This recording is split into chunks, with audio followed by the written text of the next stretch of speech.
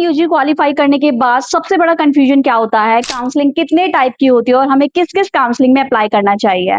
और सच बताऊं, बहुत सारे स्टूडेंट अच्छे स्कोर लाने के बाद भी सिर्फ काउंसलिंग प्रोसेस प्रॉपर्ली ना समझने की वजह से एमबीबीएस सीट मिस कर देते हैं, क्योंकि नीट का एग्जाम सिर्फ फर्स्ट स्टेप होता है, रियल गेम काउंसलिंग में स्टार्ट होता है। अगर आप भी नीट यूजी 2026 एस्पिरेंट हो या पेरेंट्स हो, तो नेक्स्ट 3-4 मिनट्स की वीडियो आपको पूरा काउंसलिंग प्रोसेस सिंपल लैंग्वेज में समझ आ जाएगा। सो वीडियो को एंड तक जरूर देखना, बिकॉज लास्ट में मैं बताऊंगी कि करियर एक्सपर्ट आपकी काउंसलिंग को इजी और स्ट्रेस फ्री कैसे बनाता है।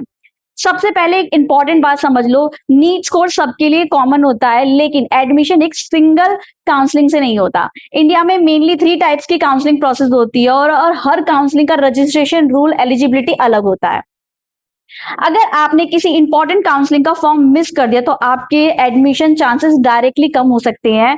तो चलिए अब एक एक करके समझते हैं। सबसे पहले आती है एमसीसी काउंसलिंग, यानी मेडिकल काउंसलिंग कमेटी। ये नेशनल लेवल काउंसलिंग होती है, इसके थ्रू एडमिशन होते हैं 15% all India quota government seats, AIIMS, JIPMER, BHU, AMU और डीम यूनिवर्सिटी। यहाँ इंडिया का कोई भी नीट क्वालिफाइड स्टूडेंट अप्लाई कर सकता है, मतलब अगर आप किसी भी स्टेट में हो तो आप एमसीसी काउंसलिंग में पार्टिसिपेट कर सकते हो।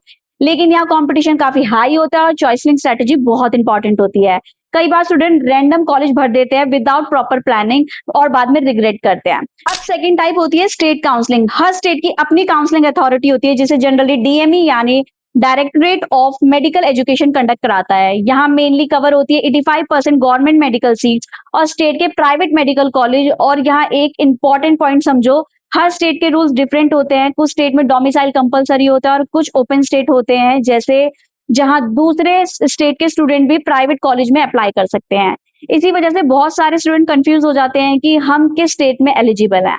और ऑनेस्टली काउंसलिंग का यही पार्ट सबसे ज्यादा कंफ्यूजिंग होता है। अब थर्ड टाइप होती है सेंट्रल पूल कोटा काउंसलिंग। ये स्पेशल कैटेगरी सीट होती है जो स्पेसिफिक ग्रुप के लिए रिजर्व होती है, जैसे north east state students, Lakshadweep students, defence personnel के चिल्ड्रंस और कुछ गवर्नमेंट डिपार्टमेंट कैटेगरीज। इनका प्रोसेस नॉर्मली काउंसलिंग से थोड़ा डिफरेंट होता है, इसलिए अगर कोई स्टूडेंट स्पेशल कैटेगरी में आता है तो उसको प्रॉपर गाइडेंस लेना बहुत इंपॉर्टेंट होता है। मोस्ट इंपॉर्टेंट थिंग, अब एक रियलिटी समझो, नीट काउंसलिंग सिर्फ रजिस्ट्रेशन का प्रोसेस नहीं होता, ये एक कंप्लीट स्ट्रेटेजी गेम होता है, जिसमें इंपॉर्टेंट होता है कौन सी काउंसलिंग फिल करनी है, किस कॉलेज का चांस रियलिस्टिक है, बजट कितना लगेगा, चॉइस फिलिंग का correct order, document verification, upgradation strategy, bond rule और hidden condition.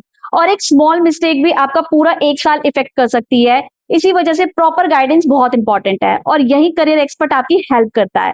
Career expert experience counselling support provide करता है, स्टूडेंट को रजिस्ट्रेशन से लेकर फाइनल एडमिशन तक प्रॉपर गाइडेंस दी जाती है।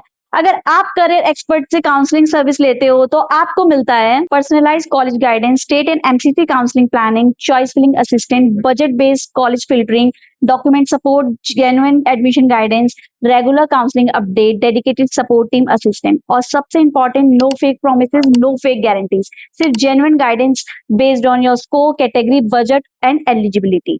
18+ ईयर के एक्सपीरियंस के साथ करियर एक्सपर्ट ने बहुत सारे स्टूडेंट को काउंसलिंग में सपोर्ट प्रोवाइड किया है। तो अगर आप भी नीट यूजी 2026 एस्पिरेंट हो या पेरेंट्स हो जो काउंसलिंग को लेकर कंफ्यूज हो, तो इस वीडियो को सेव करो और अपने नीट एस्पिरेंट फ्रेंड्स के साथ शेयर जरूर करो। और अगर आपको पर्सनलाइज्ड काउंसलिंग गाइडेंस चाहिए तो करियर एक्सपर्ट की टीम से कांटेक्ट कर सकते हो।